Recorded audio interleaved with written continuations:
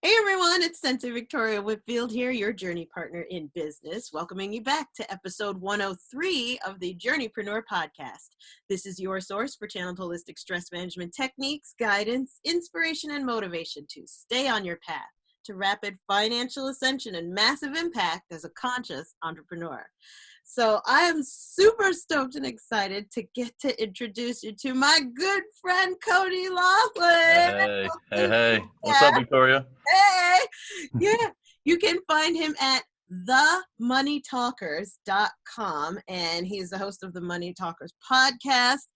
Cody has done like so many different things in his career as an entrepreneur. Like, you have tons of different businesses. Like, Cody, give us an idea, like, what is Money Talkers known for? But also, could you tell us some of the other things that you've done? My gosh. Yeah, absolutely. First of all, I want to say thank you to you to host me to be on your podcast, and also thank you to your listeners for listening, because without them, it really would be you and I talking, which is fine also, because I really like doing that. But True. so Money Talkers was an idea. It kind of spanned out over a really long period of time. It started when I was 19 years old, and it took quite a lot of years for me to be able to get to a position to help kids learn more about personal finance, entrepreneurship, and mindset, the things that we don't teach in school. And by doing that, I'm actually teaching parents to be able to talk to their kids about money, because there's so many people out there that I think that have that taboo feeling around talking about those finances, or they're talking about money in general with their kids, that they lose that part of their relationship. And so I feel that, like, having money talks and being a money talker allows you to strengthen that relationship with your kids, because the lessons are going to come about the money issues that are going to come up in their life anyway. And so you can either arm them with the information that you have, or you can find somewhere to get the information that you can now share with them at the same time, and like a real-time learning type step. You've only got to be one step ahead. And then also, later in life, when they have those situations come up, because we all have them, and the longer you live, the more you realize it, that when those situations come up, they feel comfortable coming to you and getting that advice from you, and feeling confident that they're not making the wrong choices, or that they have someone to bounce the ideas off of. And so that was kind of really the concept behind Money Talkers, was I wanted to empower parents to be able to talk to their kids about money. Right on. Oh my gosh. So you've been thinking of this like since you were 19, which is apparently last year. So tell me, over the course of time, like, what came up in the meantime? Because before we hit record on this podcast, we were talking about, like, how do we introduce you? Like, how in the world did I commit? And you're like, well, I have a business that makes over $1 million a year that I'd never stepped foot in. I've taken another business to over 200 million. Like, can you just run down some of that list of what's going on there, bro? Yeah. So one of my favorite feelings, and it took me a while to learn this though, is like, you never really fail. You either learn or you succeed, right? And the only time that you fail, and I talk to my kids about this, is like if you quit or you don't try. And so I have had some, I've been fortunate enough to figure out a lot of ways not to do things in business. And I've been fortunate enough to figure out a lot of ways not to handle finances, and running into brick walls. But so I've started over 13 companies, right? 3 of them I would call successful. Mm. Um, each one that got to be successful was markedly more successful than the last one, and took me much, much, much less time to do. Right. So I like the last one we did, I, launched, and we got into the $1 million plus range of the first 12 months. Mm. And I've never even been to it, which people, so I run it from my house, I talked to people, and I set up all the things I needed to do, but I had all the things in place so that the business could have a launch and a success right off the bat, because I had already been through so many problems before. I had another company that we did over $200 million in sales. And in 1 year, we did $51 million in sales and sold out to a publicly traded company. Mm. But along the way, like, I had probably had over 500 to 600 employees through 7 years. And So we had a lot of turnover. I had to learn how to hire. I had to learn how to make a much stronger company, just from necessity. And so now it's very easy because it's almost like, if you've become a world-class chef, like making a cheeseburger is super easy. But if you don't know how to cook a cheeseburger, it's hard, right? So you burn a lot of them. And so, I just have cooked a lot of cheeseburgers, I guess would be the best way I could put that. So at 19 years old, I remember, I literally know the moment that I thought about doing Money Talkers. I didn't know how it was going to manifest into a company, or a movement, or a podcast and the teachings, but I knew that there was something wrong with what we were teaching in our high schools, and I can tell you the exact moment because I went to school. I wanted to be a marine biologist, and I happened to take a finance class my second semester in school at 19 years old, and I was sitting there, and I listened to this professor explain compound interest, and his example, and I still remember this day, was if you save $2,000 a year for 18, 19, 20, and 21. So for $8,000, he's like, you could work over the summer, live at your parents' house, put $2,000 away a year. You'll have more money than if you put $25,000 a year away from 50 to 60. And I sat there and I was like, one of my gifts from God is being able to do math like extremely fast. Like I'm like a human calculator sometimes, and I joke because it's fun for me. And so I was sitting there and I'm like, just mind blown, like looking at this thing, and I'm like, how does that make any sense? Like $8,000 is more than $250,000. How does that make sense? I don't understand. And then when I went through the math with it and I understand compound interest and I started looking into it, I got really mad. Like I got really, really like upset sitting there. And because I kept thinking about, like, man, maybe like 30% of the kids from my high school went to college. And I mean, any type of college, community college, at least out of high school. And I was from a small town in Florida, and I thought about like all the kids who were not in the best neighborhoods and not having, a lot of financial savvy and not knowing all these things, like they could all be millionaires, like literally could all be millionaires for a very small amount of money because of compound interest. And I'm like, they're never going to hear this. Right? All the kids that didn't take a finance class, that didn't have this professor teaching this subject from my school, were never going to hear this. There was 300 kids in my graduating class. I'm like, they're never going to hear this. I'm like, this is insane. Like I had a pottery class in high school, like, and I remember sitting there being like, are you kidding me? Like I took trigonometry. Like I'm never, ever, ever going to use trigonometry my whole life, but I really could have used some compound interest, right? And I really could have used some personal finance lessons, and I really could have used these things. And like, so I immediately changed my major to finance, and I didn't get to be a marine biologist. And then I ended up, I read a book called Rich Dad Poor Dad at 19 years old, and it completely changed my view of everything. I left. My mom would kill me if I told you, but I left college with 12 credit hours left. She was not happy about it. And so I went to be a mortgage broker, and I was a finance major, and I went to be a mortgage broker, and they sat me down and I started selling mortgages, and I didn't know what they were. Right. So epiphany number 2, boom. Right. Like, and I used to joke with people. I'm like, yeah, you're a chemistry major. Fine. Go make plastic. And you're like, I don't know how. Like, you're not learning that in school. Like, you know what I mean? So at 20, so that's 22, 23, 23 years old. And then 24, I started my own company because I was watching these guys that were running this company. And I'm like, all right, they're not doing anything special. Like I could do this. I know I'm smart enough to do this. So I'm gonna figure this out. And so my partner and I bought I bought a $500,000 house with $300 in the bank.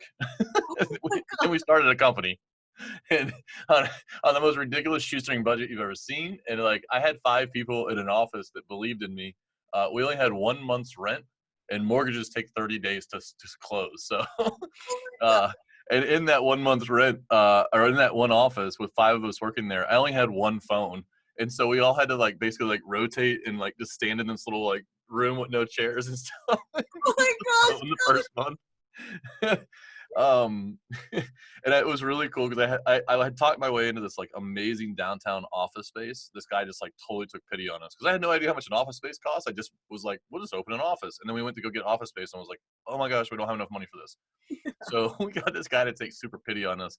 And we ended up with $100 left for like to do things. And I needed chairs for the office because I had this big bullpen. Like I was going to make this big cool like boiler room. You know, everybody's gonna be working and stuff. And so and we went to the office, the used office furniture store, and he rolled out. We were like, well, what do you got for $100? And we thought it was gonna be like all those over there, you know. He was like, oh, let me see. He like goes in the back and he like rolls out one of those like little circle chairs, you know, with like no arms and no back, and like it's like a little like metal thing. He was like, this one's 90. I'm like, one chair, dude? Like, are you kidding me? So yeah. So I ended up in Miami in a warehouse throwing chairs off the third floor scaffolding down onto a mattress that my partner, we had done rock, paper, scissors, who had to climb it. And I got 10 chairs out of that for $100. They were all mixed and matched. There was like a green one and an orange one and a purple one. And you know, they were this super nice office with all these like broken down, like, you know, it ended up being really funny, the way the office looked. So, but long story short, we made it happen. And 3 years later, had $1 million company in commissions. So it wasn't even like a revenue thing. It was like we had a lot of money rolling in. Had 27 employees, had 4 companies. You know, we went from that one phone to some massive office space, and really honestly thought we were like God's gift to business, you know. like well, we got all this figured out, this is easy, you know. And so I was about 27 years old, had a condo on the beach. Basically I on paper I was a millionaire at 27. 28 years old, you know, financial crisis happened. I happen to have 4 companies, all based in real estate, all based in South Florida. Mm. And ended up about $700,000 in debt with no job, no business, no money, no anything, and tax liens and foreclosures, and just is probably as bad as it gets. And you know, I really had some eye-opening talks at that point in my life with myself, and and I had to be honest, you know, and it was very humbling. You know, and it was tough. It wasn't fun. You know, some of the humbling parts were like, you know, I had built 4 companies in 3 years at 24 years old, and I couldn't get an interview Mm. because I was in the mortgage business, and so they just considered me toxic. Yeah. And because everybody that was applying was in the mortgage business, you know, and so like at that time, especially in South Florida, and so I sat down and you know, I really thought what I needed to learn. I was really like, man, whatever job I take next, like I got to learn, you know, because I know how to ring the bell. Like I know how to print money. I know how to make sales. I know how to generate leads. And this has been extremely helpful in my life. But apparently I know absolutely nothing about business, and I know nothing about personal finance. Mm. And so, I went down to my bank, Wachovia at the time, and I got 4 letters of recommendation, and I applied for 28 jobs. Within 10 minutes, I had 27 rejection emails. And I got 1 phone call, and the lady called me and she was like, "Hey, I'm just gonna let you know that we're not gonna hire you, but I'm a roving um, recruiter, and we are going to." She's like, "I have to check this off my box. I didn't have enough people to call." And I was like, "Well, what is this for?" And she's like, "It's for a personal banker job in Sebring, Florida." And like, if you've ever been to Sebring, Florida, it's it was like the Everglades, you know, like like you couldn't pay me to live there nonetheless, like to, you know, take a job there. And I was like, well, I was like, well, you have to talk to me for a little while, right? And she was like, yeah. And I go, great. I go, because I don't want this job anyway. And she was like, wait, what? I said, no. I said, I want to be a commercial banker. And she laughed and she was like, absolutely not. She was like, you have any idea like who you have to be to apply for that job? And I was like, yeah, I got to be me. And she was like, what? And she was like, and so I kept her on the phone for an hour and a half. By the time I got done with her, she was like, you are so overqualified for this job. And I was like, fantastic. Call a recruiter for the commercial banker job. And so she said, well, I'm not calling her, but I'll send an email. I was like, could you just CC me on that, please? And so she did. And so I saw the email address name and I sent, I think I waited one day and then I just started emailing her about 3 times a day. I was like, just give me an interview, please. And she finally called me and she was like, we're not hiring you, but you can have an interview. And I go, I don't care. Just give me an interview, you know? So I took my one suit that I had because I was used to working in flip-flops and baggies at the beach. So board shorts, you know? And so I took my one suit that I had and I prepared like, you wouldn't believe. I read all this stuff on how to interview for this position. It's called a STAR interview. I'll never forget it because it's situation, task, action, result. I'd never interviewed for a job before. And Yeah. I'm going in for this commercial business job. And I'm like, I don't know what to expect, like at all, you know? And I show up and I sit down and I look around and I've got all this in my mindset, like, okay, I'm gonna wow them with all my, you know, like my knowledge. And then I sit down and these guys are wearing like Rolexes and they're in like ridiculous suits and shoes. And I mean, they're all 40, 50 years old. And at this time I'm 27, you know, and I'm sitting there and I'm like, holy crap. Like I own like one pair of dress shoes and one crappy suit. And I'm like, cause I just swore I'd never wear one. And so I'm looking at them and at this point, I'm literally in foreclosure. All my companies are gone. I'm living on my credit cards. Um, you know, I'm behind on the car. Uh, like it's as bad as it's get. You know what I mean? And so I go over there and I sit down and I look at these guys and I'm like, oh my gosh, like I got to figure out something. You know, I'm like, I can't, I'm not going to beat these guys like on experience, you know? So I just completely flipped my mindset and I went in and I just thrashed these guys. So I was like, they were like, well, what in the world makes you think you're experienced enough to be here? And I was like, cause I'm not 50 years old outside interviewing for it. And they were like, what do you mean? I'm like, do you know what I had to do to get an interview for this? I go, they all just showed up. They're just expecting to walk in here and they get hired, they don't get hired. I go, I can't let you fire me if you hire me. I was like, I don't have a choice. I was like, you're going to find somebody who outworks every single person out there. And you're going to find somebody who has better, more creative ideas. I said, you want to see what I've done for marketing? Look at this. And I slid across my 90, I had a 30 to 60, 90-day plan. I had all my marketing stuff. The lady that was the president of the bank for the state of Florida picks it up. She goes, can I have this? And I said, absolutely. I said, I already did all that. I was like, I already know how to do all that stuff.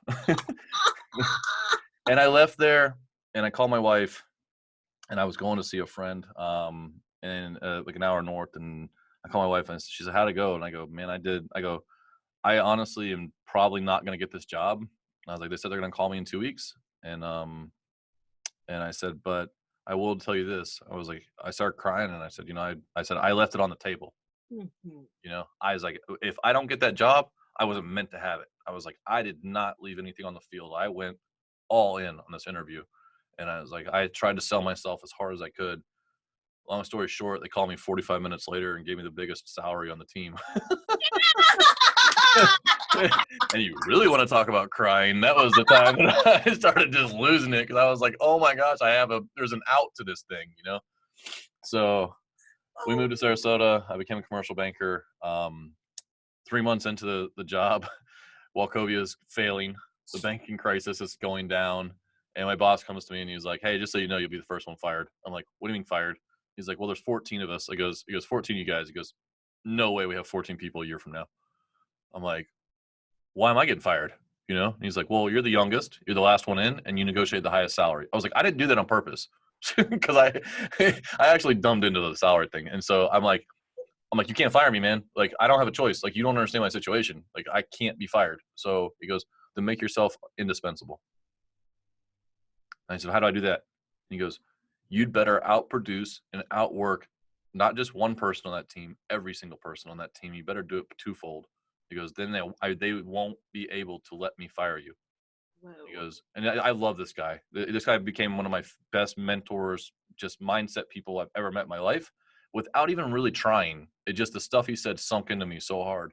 And I was like, okay. So I was pushing out 30, 40 appointments a week. These guys were hitting at 2 to 4. Mm. And I mean, I was making 100, 150 phone calls a day.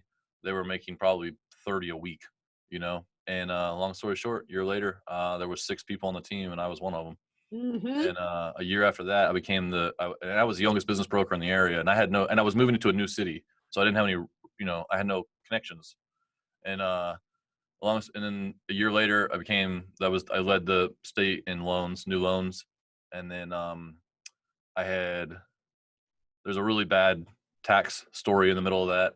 If you want to hear that, that was pretty, it was probably goes into the part where you're talking about where you wanted to hang it up. Yes. There was a part in my life that, there was a part where, so I hadn't paid taxes. I didn't even file any for like, I went to the accountant when I finally got like a paycheck because I didn't have any money to pay an accountant to do any of this stuff. And I was the guy who like, I always had like the next big commission coming.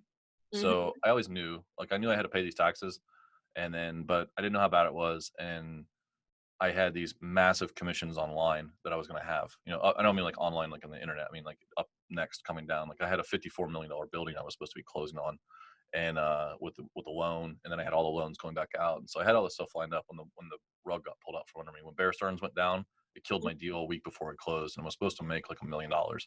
So was dealing with all this stuff, and like, so I didn't file anything. I had all these companies, I had my personals, and I knew I owed money. So I was like, I don't want to, I just want to put my head on the pillow and like, just not, just, it'll go away. And so, and I didn't know how to do it. And I had a big shoebox of bank statements and that's all I had, and like Amex bills. And so, um, I know I found an accountant and I'm like, look, man, like I really need somebody to help me bad. And he was like, well, it's six. He's like, with this amount of work, he's like, you gotta be crazy. He's like, I can't do this for less than like $750 a tax return. He's like, I have to recreate all this stuff. And I'm like, I'll be honest with you, I have like a couple $100, dude. And he was like, just looks at me and I said, let me make a deal. And he goes, what do you mean? You're a banker? I go, I promise you, I will make you 10 times what you would charge me to do these tax returns. And he was like, what do you mean? I go, I'm a banker and I go into 40 businesses a week. They all need accountants. Mm-hmm. And I was like, I promise you, you don't know me. I was like, but I am a referral machine. When I find somebody that helps me out to take care of me or does good work, I was like, I've made people boatloads of money in my life and never asked for a penny of it. And he was like, all right, I'll do it. And I talked him into it. And I came to his office about a month later and he said, sit down. And I was like, oh man. I mean, my heart was going through my chest. Like I had no idea, what was going to happen. And he looks at me and he says, you owe the IRS $27,000. And I stood up, quiet. I must have been pale as a ghost. And I walked over and I grabbed him. And I'm about 6'3", 225 pounds. He may have been 5'6", like a buck 40. And I like bear hugged him. And I Oh, started, and I'm gonna tell you, and this is crazy. I started crying again, and I'm like, and I'm not somebody who cries, so there's like, you're getting like the best of the stories. So, and he was like, hey, I remember his words. He goes, are you happy or sad? He couldn't tell, and so, and I was like, you have no idea how happy I am. He was like, okay, good, because I'm just like holding him, and and I called my wife and I was like on fire because I was like, dude, I can do 27 grand. I can figure this out. Like there's a way out. Like I just felt like the world was just like lifted off of me. And I was on fire for like a month. And I mean, just bouncing off the walls, like closing business, like just, it was like someone had literally like unshackled me. And I was like, oh, I felt back. I mean, cause I'd felt this for 2 years, like I knew it was there. It was always in the back of my mind. And so I sent all this stuff off, and about a month later, I open up my mailbox, and it's just cram full. And I don't know if you've ever gotten a letter from the IRS, but they have these big old windows on them, and it just says Internal Revenue Service, right? They're just ugly, And I'm like, so I pull the stack out, and it's just all those, and I start opening them, and I'm like, I get done, and I don't owe the IRS $27,000. I owe the IRS $98,000, and I'm like, how in the world?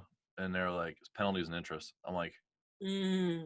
I'm like 27 and 98. Like, are you kidding? I mean, it just crushed me, because I was like, and then I talked to them and they wanted something like $1,500 a month for 7 years or something. And I'm like, I can't do this, because I couldn't figure it out. And, I mean, I just got, it was just like one of the most humbling experiences. Like, that was when I wanted to quit. Like, I didn't want to do anything. I didn't Mm. want to be a banker anymore. I didn't want to own businesses. I didn't want to do anything. I just wanted to crawl away. And like, I was like, man, I just got out of all this stuff. Like, it was just such a, you know, a kick in the knees, and, and I did what I do, and I got mad at myself, and, and then I got determined, that I was never ever going to be in that situation again. Mhm. And I determined that I stuck myself in the situation and it was my fault. And so the only person who was going to get out of it was me. And, and I came up with a game plan. And I said, I had just learned about FIRE, which is financially independent, retire early, because I was reading stuff about that. Because I was like, oh, I only owe 27 grand. Like, I'm going to figure out what's all my money. I didn't have any, but I was like, daydreaming. And so I found out about FIRE, and I said, you know what? In 10 years from now, I'm going to be FIRE. And I was 170, $180,000 in debt. They'd finally taken my condo through foreclosure and all that stuff. And so, my old business partner filed bankruptcy. They wiped it all out. That's how bad in debt we were. All of it, tax liens and everything. He had the same thing I did. Wow. And so, but I was like, I'm not going to do that. I'm going to pay my stuff and I'm going to do my thing and I'm going to learn my lesson. And I did. And so I set out a 10-year plan. And I said, I'm going to be FIRE in 10 years. I don't know how I'm going to do it, but I am going to do it. And so I dove extremely hard into personal finance. I dove extremely hard into side hustling and what to do with money and budgeting and, all those things. And meanwhile, me and my wife were trying to plan a family at the same time. Mm. So, I know I got babies on the way probably soon, and I know they're not cheap, and I better figure things out. And what had happened was because I had that entrepreneurial side of me that had done these things. I was in a wonderful, wonderful job as a commercial banker in Sarasota. I loved it. But an opportunity came up to come and move to somewhere I didn't want to move to originally, which is Ocala, Florida, which is in the middle of the state. There's no water. I love the beach. Like, they call it slow Cala because it was just like, it's really slow here, and so, but I had an opportunity to come work for a dealership, an RV dealership, and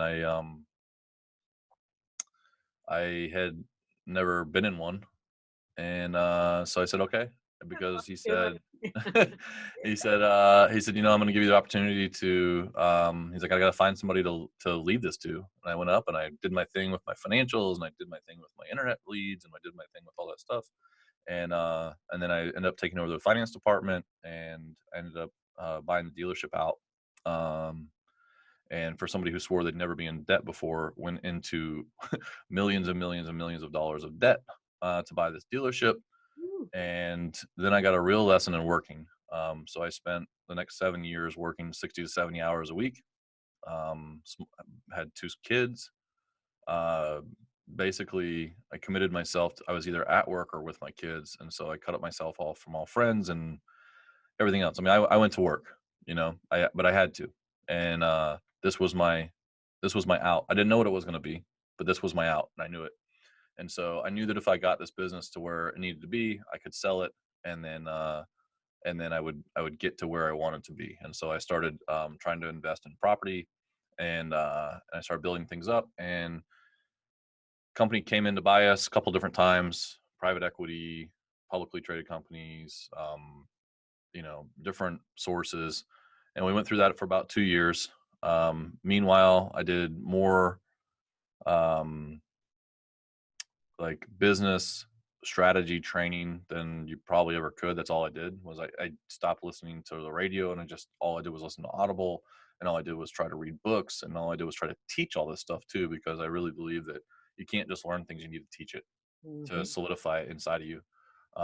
Because you can't be a hypocrite once you teach somebody, right? So once you teach them the lesson, if you don't do the lesson, then your credibility and your shame goes inside and it hurts. So you can't do that, right? And so started doing all that, and we had an offer, and it fell through, and I needed to be done. I was burnt, but I was able to keep my wife at home with my kids, which was extremely important to me. So I kind of felt like I was working both of our jobs. Yeah. She took care of the household and the kids, and they learned and taught them and all that stuff. And I took care of the getting the money in the door and taking care of cleaning up the finances. I paid every single thing off.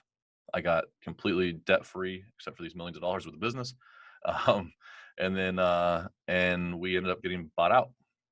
And it was an extreme blessing. I went to work for them. I had a job for uh, I had an unbelievable vice president job. It was a dream job for me. If you would have offered it to me any other time in my life, but I had a calling to go do something else, and I knew that I was only going to be cool to my kids for so many years, and I'd spent so much time, like I never got to pick them up from school. I never got to take them to school. I never got to do just basic day-to-day stuff, and um, and so I decided one day, and I just walked in and quit.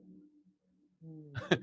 And I just quit this dream job. And then a year later, here I am. I'm doing a podcast trying to teach kids about money. Oh my gosh, Cody, you are my freaking hero. Like, you are a superhero. All the stuff that you've been able to do and to create, and like, wow, you're like, oh man, you're like a machine. But at the same time, that's not true because you're a human being. Yeah. Yeah. And No, and I mean, a lot of it just come from like identifying what I wanted. And we all do that. We all know, I think we all know. I think we have at least an idea of things that we want in mm, our life, and then just being diligent enough to make a plan to do it. We all know the little catchy phrases like, a dream, what is it? A goal without a plan is a dream, right? mhm, Well, that's not false.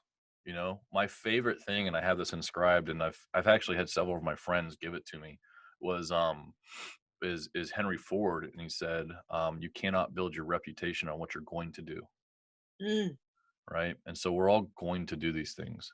You either do them or don't, right? And so uh, when I started to do these things, I really wanted to be home. And so now, like honestly, I have 3 companies, and if you saw my work schedule, like quote unquote work schedule, it'd be like, what do you do? You even do anything? Like, 'cause I literally have like worked it all to be so efficient that I work it from a cell phone. I go like last summer, I spent all summer in the pool with my kids. It was yeah. amazing. It was like the greatest like kid summer of my life since being a kid. Like I was literally like, water guns, and we went and bought like slip and slides whenever we wanted to. Like, we just did like crazy kid stuff. Like if I want to go to the beach for 3 days, I can just go. Like it's just, but it didn't, it came from a plan. It wasn't just something I dumbed into, or, I mean, like I have residual income that comes in that covers my bills. I became fire. So I technically retired at 39. I hit my goal. I have, I probably do more than I sound like I'm doing, but if you really like saw how fast and quick I do the things, I don't worry about little stuff anymore. Like I really just have, that was one of the things that like got me to be able to do what I do now, is that I just stopped worrying about little things. And I hit one major thing that I know will push either my business forward or my life forward. And I hit that one thing. And if I do anything else the rest of the day, it's just bonus. Mm, Right. So it may take half an hour, it may take 2 hours, but that one thing that I do will have more impact than the 12 hours I used to sit at a desk. mm, mhm, Right. Because I was doing busy work and this and that and paperwork and blah, blah, blah. I mean, I was just doing stuff that didn't have impact. And so now I just kind of think about it for a little while. I determine what I think would have the biggest impact, and I go do that. And then once I'm done with that, I don't care if I do anything else for the rest of the day.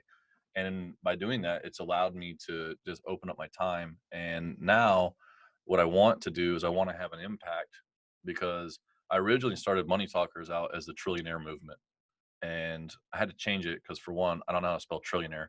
But two, like, I was like, I can't keep typing this into the browser and then having to autocorrect. So, uh, but two, like the name of the trillionaire movement was because a million times a million is a trillion, ah, right? And so I wanted to help a million kids learn these small concepts to become a millionaire.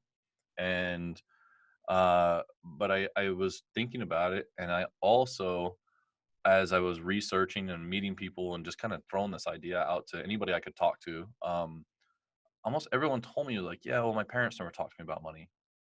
And I thought, man, that's pretty sad. Like, I realized that my parents didn't talk to me about like certain parts of money. Like they didn't talk, I didn't do like budgeting, and I don't know. I was 24 years old with two companies, and my car got wrecked. My mom was like, you have to go get car insurance. I'm like, how do you do that? You Mm-hmm. know, like just, and I'm like, how do I even get car insurance?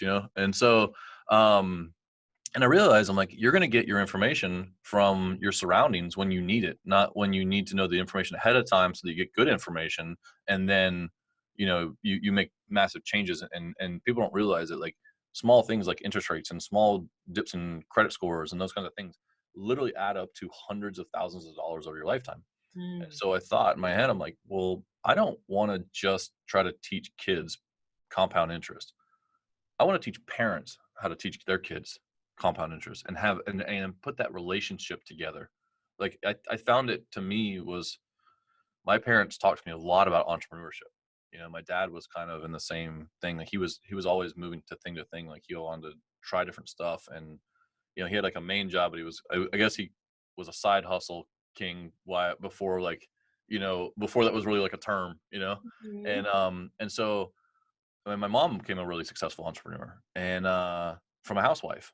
She was like, she's like, I don't work. And then all of a sudden she started a business, and then it took off, and then it sustained us for the rest of her life. And like, she ended up selling it later in her life before she passed away. And like, um, so I had that in me. So when I went to go be an entrepreneur, like at 23 years old, 24 years old, like I wasn't scared. Right. And I could call them and ask them stuff. I mean, I could call my mom, and like, hey, what do I do this? How do I do this? And she would tell me. And Mm-hmm. so I realized, like, if you don't have that, like, you don't have that open relationship to ask those questions, like, that's a severe disadvantage, And so if I can do this to where I can help parents take small lessons and go open those doors with their kids, like, that's not just going to impact, like, whether I can make a million kids a millionaire, right? It's also going to impact, like, those families to be able to talk about those things. And I'm a big believer in that if you know something and you train it, it solidifies in you, right? And so it's not only going to impact those kids, it's going to impact those parents because they're not going to be able to teach, what is the old saying, like, do as I say, not as I do? Yeah. Yeah. Yeah, that one hurts, right? And so, and so I figured out that like that's where I want to have that impact because I think it's a multiplier. Absolutely. I really feel what you're creating, like I feel this really big, beautiful circle in all of what you just shared, Cody, from like that inspiration of discovering compound interest to now your number one focus is compound impact. That's a great term. I'm gonna Yeah, steal that. there you go. That's yours. I'm throwing it to you like through the internet, brother. Oh my gosh, because it's just this conversation, like you telling your story right now to our listeners here, right? And that's going to open up conversations and inspire teaching, right? Not only in the person who's listening, but then in all the people that's around them. And then it continues to ripple out from there. Yeah. Like, Well, we met through a coaching group, right? mm-hmm, And the biggest impact for me that I felt in that coaching group was just being able to be like, wow, I can just talk to you guys about this stuff. I'm like, mm-hmm. I'm gonna go home and I'm not gonna be able to talk to you about this stuff, you know? And like I'm gonna drive my wife nuts because I'm just gonna be like, oh, let me tell you about the internet marketing, blah, blah. She's gonna be like, like and so like I had to join up with my other crazies out there that are doing this thing and trying to do this impact thing on the internet and do it and reaching out and have this calling. And but it's the same thing though. Like I find that the people that I talk to, my friends that I've spent, lifetimes with, that I talk to about money, like we impact each other, Mm-hmm. and it becomes a multiplier, and we have someone to bounce these things off of, and they've been the most successful friends I've had. The ones that are willing to talk about this stuff with me. And so I found that like I just really felt that this was, it can have an impact out there. Now, I will tell you this: I can walk into a business any day of the week, and I have to actually turn this off when I walk into businesses because I want to help them and correct things. But I know how it's supposed to run a lot of times because I've failed at it so many times that I want to help people. And um, but I'm out on a ledge trying to learn how to do a movement or how to teach impact and these kinds of things. So I am just I think taking my own advice and trial by fire, and I may do it right, I may do some things wrong, but I will not fail. I won't quit. And so this will come out the way it is because it has to be done. Someone has to teach these things. Someone has to help our kids, because what's going to happen is that when they're not in the hole that we get into, and especially, God forbid, I hope they don't ever get in the hole that I was in, that they can make decisions from a position of strength about their life and about the things that they want to do in the world.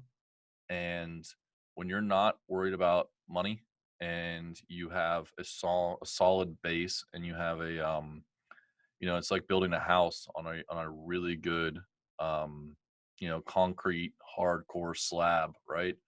Like if that thing's on sand, like you got to make a lot of different decisions. But if you have it's a fortress, like it's a lot easier. And so if you're not worried about money, you can make decisions. One, as business owners, that are the right decisions of things to do.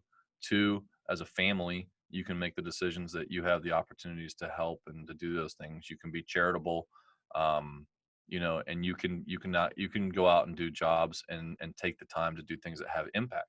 Mhm. And so I feel like it's not only just like the financial side of it that it's going to help, but if they don't have that chain, tied to their leg, and they're not making decisions out of, how are we going to pay the light bill, um, Mhm. then they're going to be able to make much better decisions. And I think the world becomes a better place. 100%.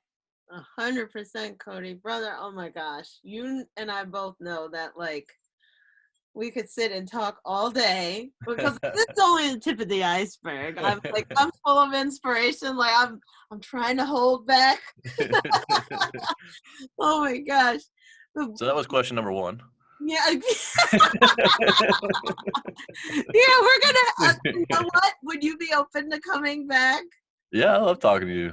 Yeah. That's that I would talk to you whether we were recording or not. Yeah. I feel the same way. So here's the thing. For where we're leaving off today, let's put it that way.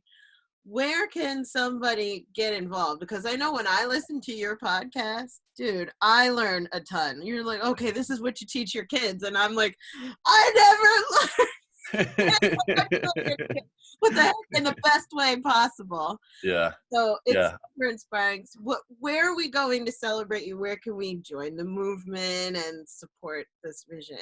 Yeah, absolutely. No, and I appreciate you asking that and saying those kind of things. So there's the Money Talkers podcast. It's on any other kind of format that you can find podcasts, but Spotify, Google Podcasts, Apple, iTunes. And that's a really good place because I do an interview in there called a high impact interview. And what I really want that to be able to do is that you be able to listen to something and then take that lesson and then go teach it right then. And so they're short, or 10 minutes, 12 minutes, something like that. And then the lesson's 10 to 12 minutes. But that way, I wanted to find a way you could have an impact with kids. And so I figured that if you had 52 high impact talks with your kids around all kinds of things, we talk about entrepreneurship, we talk about mindset, we talk about, literally personal finance. And you could go do that, that will strengthen that relationship. That's that money talk that you need to have. And so the Money Talkers podcast would be definitely one place to go. If you want to join up with the group, there's a Facebook group. Just go to the search bar, type in Money Talkers. It'll come up Money Talkers for kids who want successful children, but it's for everybody. And so you can join in with the Money Talkers Facebook group there. It's open to everybody. And then you can also go to the moneytalkers.com if you want to join up on the mailing list and get the newest releases. I'm going to be launching out um, a lot of training programs for that are follow along, that kind of thing. And so, how to write a business plan with your kids, how to teach them about credit, how to teach them about compound interest. So things that, like, you don't need to be a financial guru to teach finance to your kids. Mm-hmm. That's the one thing I want people to know is that you already have so much knowledge inside of you. Even if you did it wrong, you know the wrong way to do it. So the the lessons are going to come for your kids. You can either, have them help them study before the test comes, or just throw them out to the test and see how it goes. Cause I know how it worked for me. Yeah. Oh, I love it. Oh, I'm so excited for you. And I just, from the bottom of my heart, Cody, I want to thank you for not just coming here today and sharing your story, but having the courage to share your information. I know that it takes a tremendous investment of time, money, energy, sweat, and soul. Um, and I just want to honor you. Thank you. So generously. No, that's amazing. This is it's something that I just feel it needs to be done. And so when I know what the outcome can be, the work is very minimal. Right on. Yay! Awesome. So with that, I want to turn it over to our listeners. By the way, if this is your first Journeypreneur podcast, welcome. Make sure you hit that subscribe button on iTunes or wherever you're listening in, Podbean, Google, wherever you're at. And there, make sure you leave us a 5-star review. You can leave a note in there. This is episode 103. What was the one biggest nugget of your takeaway from Cody sharing his story and his journey as an entrepreneur, right? So with that being said, for everyone listening in, I from the bottom of my heart, thank you so much for your support, for your reviews, for your referrals, and for your inspiration. It's lifting you up that gives me so much energy and joy. And with that, at the end of every episode, I end it the same way. Please remember to enjoy the journey. Do not lose your glow as you grow in life and business. And we'll see you in the next podcast episode. Bye. Bye, everybody.